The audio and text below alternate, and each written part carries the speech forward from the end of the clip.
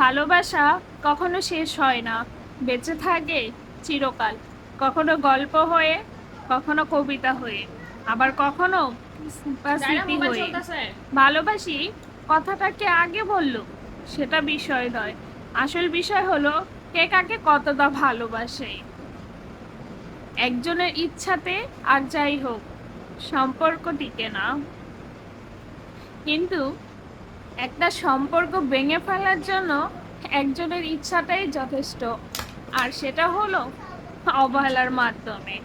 হারিয়ে যাওয়া সূর্যকে ফিরে পেতে 12 ঘন্টা সময় লাগে, কিন্তু হারিয়ে যাওয়া বিশ্বাস সারা জীবন অপেক্ষা করলেও ফিরে পাওয়া যায় না। চায়ের কাপে ভেজানো বিস্কুটটাও একটা শিক্ষা দেয়, কারোর প্রতি এতটাও ডুবে যেও না যাতে নিজেকে ভেঙে পড়তে হয়। মানুষ যখন মিথ্যা স্বপ্ন আর আবেগের মুখে থাকে তখন মনে হয় জীবনটা অনেক সহজ, আর যখন বাস্তবতার মুখোমুখি হয় তখন বোঝা যায় জীবনটা কতটা কঠিন।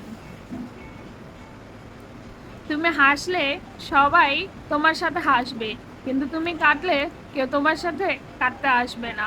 মানুষকে কাটতে হয় সব সময় একা। রিলেশনশিপে যতটাই ঘনিষ্ঠ হও না কেন, তার চোখের আড়াল হলে মনের আড়াল হতে বেশি সময় লাগে না। কাছের মানুষ কষ্ট দিলে কষ্টের চেয়েও অবাক লাগে বেশি। বারবার এটাই মনে হয় এই মানুষটা কি করে পারলো। অল্পতেই কেড়ে ফেলা মানুষের মন খুব নরম, খুব সরল, আর এই সরল মনের মানুষরাই বেশি কষ্ট পায়।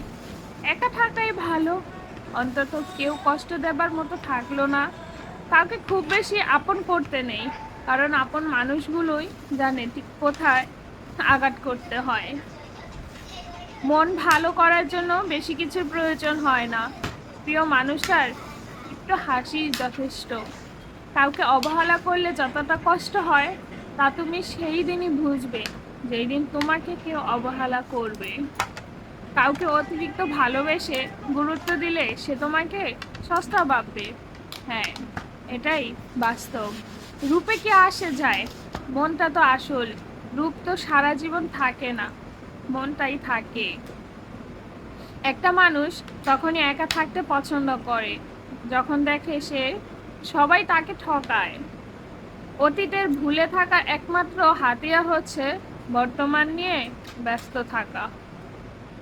জীবনে যা চাইলেও পাওয়া যায় না তার প্রতি আমাদের আকর্ষণ একটু বেশিই থাকে। ভিডিওটি যদি ভালো লাগে তাহলে লাইক, কমেন্ট আর আমার পেজটা একটু ফলো করে দিবেন। আসসালামু আলাইকুম।